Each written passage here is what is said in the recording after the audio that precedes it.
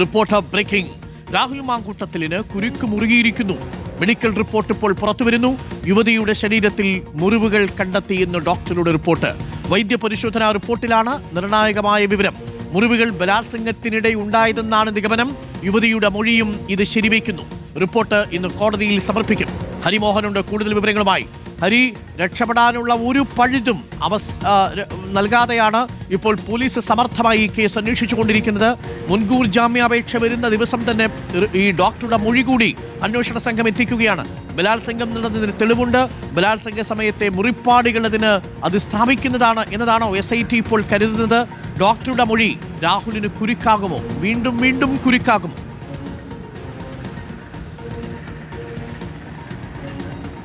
അരുൺ, കുരുക്കാകുമെന്നുള്ള കാര്യത്തിൽ സംശയമില്ല. ഈ മെഡിക്കൽ റിപ്പോർട്ട് വളരെ പ്രധാനപ്പെട്ടതാണ് അന്വേഷണത്തെ സംബന്ധിച്ച. കോടതിയിൽ ഇത് ഇന്ന് സമർപ്പിക്കും.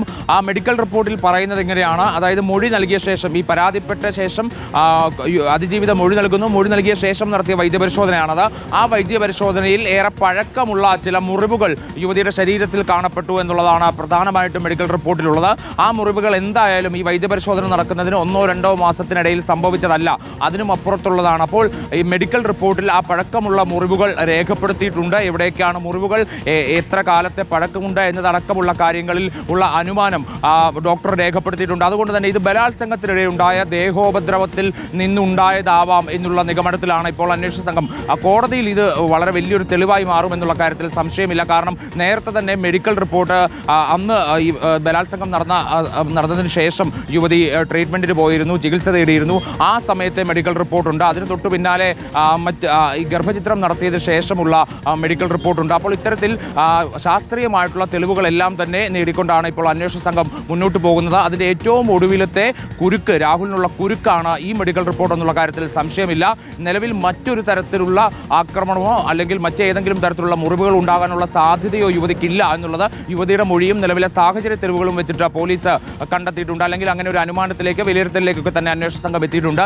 ഇത് നേരത്തെ രാഹുൽ മാങ്കൂട്ടത്തിൽ നിന്ന് ഏറ്റ മുറിവുകൾ തന്നെ ആവാം എന്നുള്ള വിലയിരുത്തലാണ് ഇപ്പോൾ അന്വേഷണ സംഘത്തിലുള്ളത്. ഡോക്ടറുടെ റിപ്പോർട്ടും ഏകദേശം ആ സമയം, കാലപ്പഴക്കമൊക്കെ തന്നെ അത് സ്ഥിരീകരിക്കുന്നുമുണ്ട്. അതുകൊണ്ട് തന്നെ ഇത് കോടതിയിൽ വളരെ പ്രധാനപ്പെട്ട തെളിവാകും. കാരണം ബലാത്സംഗത്തിന് പുറമെ കഠിനമായ ദേഹോപദ്രവം ഏൽപ്പിച്ചു എന്നുള്ള തരത്തിൽ വകുപ്പും ചുമത്തിയിട്ടുണ്ട്. അതുകൊണ്ട് തന്നെ ഈ തെളിവുകൾ കോടതിയിൽ രാഹുലിന് കുരുക്കായി മാറുമെന്നുള്ള കാര്യത്തിൽ സംശയമില്ല. ബലാത്സംഗത്തിന് പുറമെയാണ് ഈ മറ്റു വകുപ്പുകൾ, കഠിനമായ ദേഹോപദ്രവവും ഭീഷണിപ്പെടുത്തലും അടക്കമുള്ള മറ്റു വകുപ്പുകൾ കൂടി. അപ്പോൾ വകുപ്പുകൾ, ചുമത്തിയ വകുപ്പുകളെയൊക്കെ തന്നെ സാധൂകരിക്കുന്ന തരത്തിലുള്ള മൊഴികളാണ്, റിപ്പോർട്ടുകളാണ്, തെളിവുകളാണ് ഇപ്പോൾ അന്വേഷണ സംഘത്തിന്റെ പക്കലുള്ളത്. എന്തായാലും ഇന്ന് കോടതി മുൻകൂർ ജാമ്യാപേക്ഷ പരിഗണിക്കുന്ന സമയത്ത് കോടതിയിൽ ഇത് ഹാജരാക്കാനാണ് അന്വേഷണ സംഘത്തിന്റെ തീരുമാനം.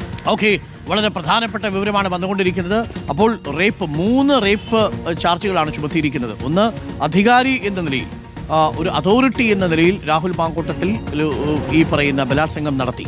അതാണ് ഒരു കേസ്. രണ്ടാമത്തത്, ഗർഭിണിയാണ് എന്നറിഞ്ഞിട്ടും ഗർഭിണിയാകുമെന്നറിഞ്ഞിട്ടും ബലാത്സംഗം നടത്തി എന്നുള്ളതാണ് രണ്ടാമത്തത്. പിന്നെ തുടർച്ചയായി ആ കുട്ടിയെ ഭീഷണിപ്പെടുത്തി, ദൃശ്യങ്ങളെടുത്ത് ഭീഷണിപ്പെടുത്തി റേപ്പ് ചെയ്തു. ഈ 3 കേസുകളാണുള്ളത്. ഇതിൽ നഗ്നചിത്രം പകർത്തി എന്നുള്ളത് മൊഴികളിലുണ്ട്.